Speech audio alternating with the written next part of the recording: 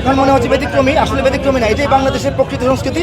বাংলাদেশের স্বাধীনতার পর থেকে 53 বছর এই সংস্কৃতি দেখার কথা ছিল, কিন্তু আমাদের গণমানুষের প্রাণের সংস্কৃতি, আমাদের ধর্মীয় মূল্যবোধের অনুকূলের সংস্কৃতি, আমাদের প্রকৃত দেশীয় এবং দেশাত্মবোধের আবহের সংস্কৃতি, এটাকে বাইরে ফেলে বিজাতীয় সংস্কৃতি, ভারত থেকে আমদানি করা সংস্কৃতি, কলকাতার ছাঁচের সংস্কৃতি, মঙ্গল শোভাযাত্রার নামে একটা কুসংস্কার জাতীয় সংস্কৃতি এদেশের মানুষকে জোর করে শেখানোর গেলানোর চেষ্টা চলছিল এতদিন।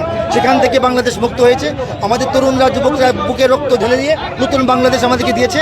আমরা প্রকৃত ইতিহাস, প্রকৃত ঐতিহ্য বা খুঁজে বের করব এবং এই দেশকে, এই জাতিকে প্রকৃত দেশীয় সংস্কৃতির দিকে ফিরে নিয়ে যাবো, এটা আমাদের প্রত্যয়। বাংলাদেশে তো নববর্ষ উদযাপনের জন্য একাধিক প্রোগ্রাম হতে পারে, আমরা আমাদের আঙ্গিক থেকে করেছি।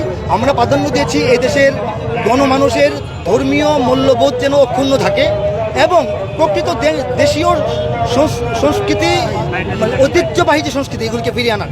দেখেন আমাদের এই গণমিছিলের মধ্যে, আমাদের এই র্যালির মধ্যে আমরা পর্দায় ঢাকার যে রিক্সা রেখেছি, এটা হিন্দু, মুসলিম, বাঙালি নারীদের আভিজাত্যের প্রতীক। তাদের এটাকে বলা হয় তাদের সংগ্রামের প্রতীক ছিল এক সময়, এটা বাঙালি সংস্কৃতি। আমরা এখানে রক্তাক্ত শাপলা রেখেছি। হ্যাঁ, আমাদের শোষকের হাত থেকে, এই যে শোষকের মাধ্যমে এদেশের গণমানুষের উপর যে অত্যাচার, নির্যাতন, রক্ত ঝরানো, সেই স্মৃতিকে আমরা আবার জাগরুক করেছি। আমরা এর তীব্র প্রতিবাদ জানানোর জন্য একটি রক্তাক্ত শাপলা রেখেছি।